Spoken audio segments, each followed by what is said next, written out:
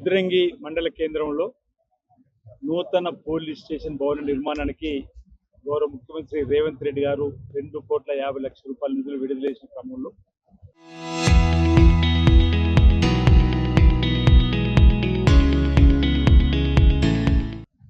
ఆ police station భవన భూమి పూజ నిర్మాణం చేయడానికి కోసం ఈరోజు డీజీపీ శ్రీ శివధర్ రెడ్డి గారు ఈ గ్రామానికి రావడం జరిగింది, మండల కేంద్రం రావడం జరిగింది. అదేవిధంగా కలెక్టర్ గారు కరీం అగర్వాల్ గారు, ఎస్పీ మహేష్ బి గదా గారు, చాలా మంది పెద్దలు ఈ కార్యక్రమంలో పాల్గొనడం జరిగింది. ప్రధానంగా పోలీస్ శాఖ శాంతి భద్రతలను కాపాడడంతో పాటు పౌరులందరికీ ఓ భద్రత కల్పించేటువంటి శాఖలు, అత్యున్నతమైన శాఖలు ఉన్న వారికి సౌకర్యాలు కల్పన చేయడంలో రాష్ట్ర ప్రభుత్వం ముందుకు వచ్చేటువంటి క్రమంలో ఇప్పటివరకు అద్దె భవనాలు ఉన్నటువంటి పోలీస్ స్టేషన్ను సొంత భవనాలకు మార్చేటువంటి క్రమంలో నిధులు ఇక్కడ మంజూరు చేయడం జరిగింది. ఈ సందర్భంగా డీజీపీ శివధర్ రెడ్డి గారి ద్వారా ప్రభుత్వానికి ఈ ప్రాంత ప్రజల పక్షాన, భక్తుల పక్షాన ఒక విజ్ఞప్తిని కూడా చేయడం జరుగుతూ ఉంది. రాజన్న క్షేత్రంలో, దక్షిణ కాశీగా పేరు కలిసిన క్షేత్రంలో వస్తున్న భక్తుల సంఖ్యను దృష్టిలో పెట్టుకొని ఒక ట్రాఫిక్ పోలీస్ స్టేషన్ ని నూతనంగా మంజూరు చేయడానికి వారి ద్వారా రికమెండ్ చేయాలని చెప్పండి ప్రధానంగా ఇప్పటికే ముఖ్యమంత్రి గారి దృష్టికి తీసుకుని వెళ్ళినాం. అదేవిధంగా ఒక మహిళా పోలీస్ స్టేషన్ ఇవ్వాలని కోరినాం. ఈ నియోజకవర్గంలో భీమవరం మండలంలో ఒక కొత్త మండలం అయింది కాబట్టి పోలీస్ స్టేషన్ ఇవ్వాలని చెప్పని కోరడం జరిగింది.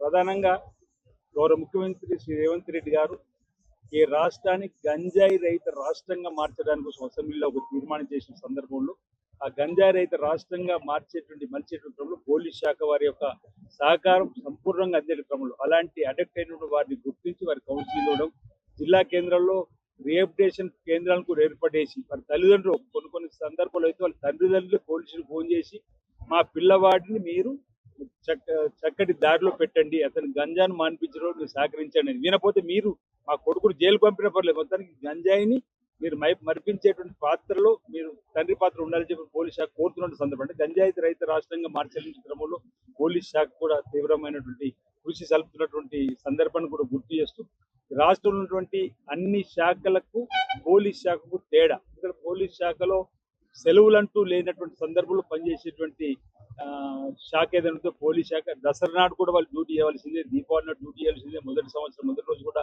డ్యూటీ చేయవలసిందే. అంటే అలాంటి పోలీస్ శాఖకు సంబంధించినటువంటి వారికి రాష్ట్ర ప్రభుత్వం కూడా సౌకర్యాలను కల్పించడంలో ప్రయత్నం చేస్తుంది. ఫ్రెండ్లీ పోలీసులో భాగంగా వారు ఒక మాట అన్నారు, ఫ్రెండ్లీ పోలీస్ అంటే నేరస్తులు ఫ్రెండ్లీ పోలీస్ కాదు, సీనియర్ సిటిజన్స్ ఫ్రెండ్లీ పోలీసుగా ఉంటూ పౌరుల్ని బాధ్యత గల పౌరులుగా సిటిజనే పోలీసుగా మారే విధంగా చేసిన ప్రయత్నాలు ఈ రాష్ట్ర ప్రభుత్వ ఆధ్వర్యంలో జరుగుతూ ఉన్నాయి.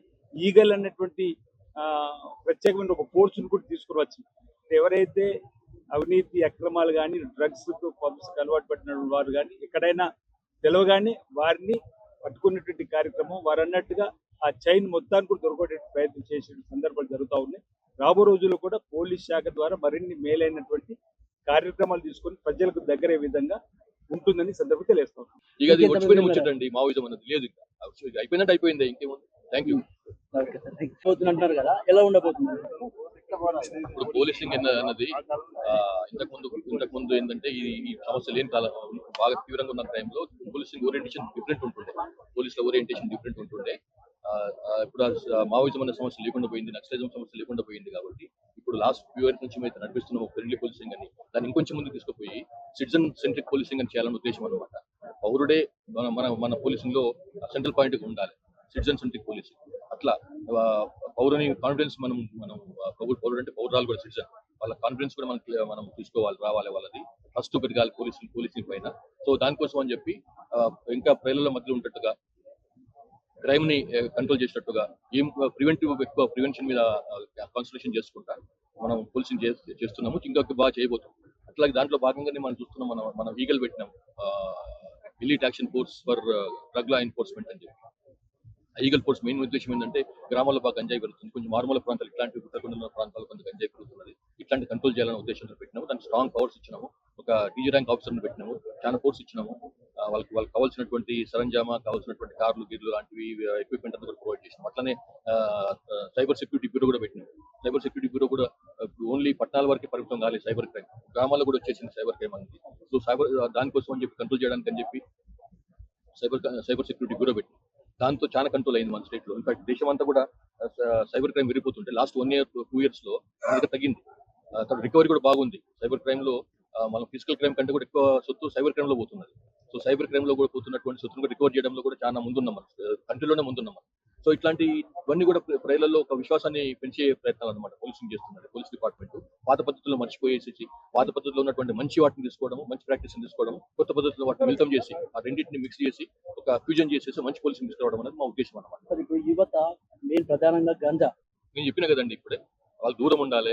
ఇది చాలా పెద్ద సమస్యగా మారుతున్నది. ఇప్పుడు ఇంతకుముందు కొన్ని తాగుబోతులు అనే వాళ్ళు తాగుబోతు కాకుండా ఇప్పుడు గంజా తినే వాళ్ళు అన్నట్టుగా వచ్చేసింది. ఇది కొన్ని చోట్ల తక్కువ ఉన్నా కానీ ఎక్కువ చేసి చెప్తుండొచ్చు, కొన్ని చోట్ల ఎక్కువ ఉన్నా కానీ కొంత దాన్ని తక్కువ చేస్తుండొచ్చు. కానీ కొన్ని గ్రామాల్లో మాకు కొన్ని ప్రాంతాల్లో కొన్ని మాకు స్పెసిఫిక్ గా కొన్ని ఇన్ఫర్మేషన్ ఉన్నది. వాటిపై రెగ్యులర్ గా మేము రేట్స్ కండక్ట్ చేస్తున్నాము. ఆ తర్వాత ఎవరైతే ఇందులో ఫస్ట్ టైం సెకండ్ టైం తెలిసి తెలియక తీసుకుంటున్నారో వాళ్ళకు కేసులు పెట్టకుండా వాళ్ళు కౌన్సిలింగ్ చేస్తున్నాము. వాళ్ళ ఫ్యామిలీస్ తీసుకొచ్చి కౌన్సిలింగ్ చేస్తున్నాము. వాళ్ళకి ఎక్కడి నుంచి సప్లై చేస్తున్నారో వాళ్ళపైన యాక్షన్ తీసుకుంటున్నాం. అంటే ఓన్లీ తీసుకుంటున్న లాస్ట్ పాయింట్ ఎవరైతే తీసుకుంటున్నాడో, దాన్ని కన్జ్యూమ్ చేస్తున్నాడో, దాన్ని స్వీకరిస్తున్నాడో ఆయన కాకుండా ఆయన సప్లై చేసిన వాళ్ళు ఉన్నారు. చైన్ మొత్తాన్ని మనం బ్రేక్ చేసే ప్రయత్నం చేస్తున్నాం అనమాట. ఎక్కడ పుట్టింది, ఎక్కడ దాన్ని పెంచిండ్రు, ఎక్కడి నుంచి వస్తుంది అది. సో ఆ సప్లై లైన్ బ్రేక్ చేస్తున్నాం అనమాట. సో టైం పడుతుంది కొంచెం, బట్ డెఫినెట్లీ కంట్రోల్ చేస్తాం. ఓవరాల్ గా తెలంగాణ ఇక అది వచ్చిపోయిన ముచ్చటండి, మావోయిజం అనేది లేదు. ఇక అయిపోయినట్టు అయిపోయింది, ఇంకేముంది. Thank you. Okay sir.